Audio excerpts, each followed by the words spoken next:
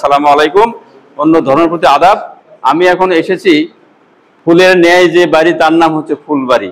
অর্থাৎ এই ফুলবাড়ি প্রতিষ্ঠানে আমরা এর অভ্যন্তরে অন্তর্গত এখন অবস্থান করছি। এখানে আজকে এই পল্লীশ্রী সংস্থার উদ্যোগে এবং হাইকোর্টের নির্দেশ মতে যে প্রত্যেকটা প্রতিষ্ঠানে ছেলে মেয়ে সম্পর্কে সঠিক ধারণা এবং যারা শিক্ষক মণ্ডলী থাকে সবার মিলে একে অপরের জানার জন্য একটি বক্স দরকার। তার নাম হচ্ছে অভিযোগ বক্স বা বাক্স।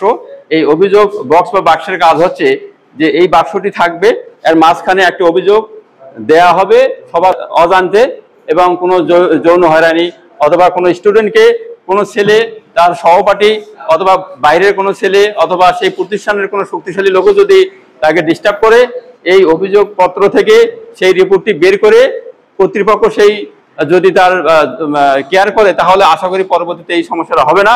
তো আমরা দেখতে পাচ্ছি এখান থেকে দুইজন মেয়ের একটা অভিযোগ আছে। আসো, চলে আসো তোমরা। এই দুইজনের একটা অভিযোগ আছে। দুইজন এই অভিযোগ বক্সে তাদের রিপোর্টটা তারা প্রেরণ করছে। আমরা ধন্যবাদ তোমাদের দুইজনকেই। একইভাবে এদিক থেকেও ছেলেদের মধ্যে আসেনি কেউ। যাই হোক, এই যে অভিযোগটা আমরা পেলাম, আমরা বুঝাচ্ছি এটাই যে দুইটা আমরা কাগজ কিন্তু এখানে পেয়েছি।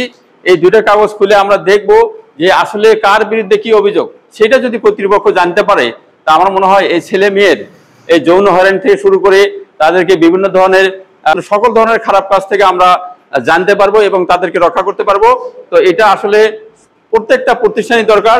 সেজন্য আজকে এই পল্লীশ্রী সংস্থাকে আমরা ধন্যবাদ জানাই। এই পল্লীশ্রী সংস্থার বিভিন্ন নাট্য দলের সিনিয়র নেতৃবৃন্দ এবং সকলের উদ্যোগে এই প্রতিষ্ঠান এবং আমাদের লোনতলা প্রতিষ্ঠানে যে স্টুডেন্ট যারা এসেছে এখানে, এই সকলের মাধ্যমে পুরো বাংলাদেশের সবাই যাতে এই বিষয়টা জেনে যায় এবং তারা তাদের স্ব প্রতিষ্ঠানের জন্য এই ব্যবস্থা করে, এই আশাবাদ রেখে সবাইকে ধন্যবাদ জানিয়ে শেষ করছি।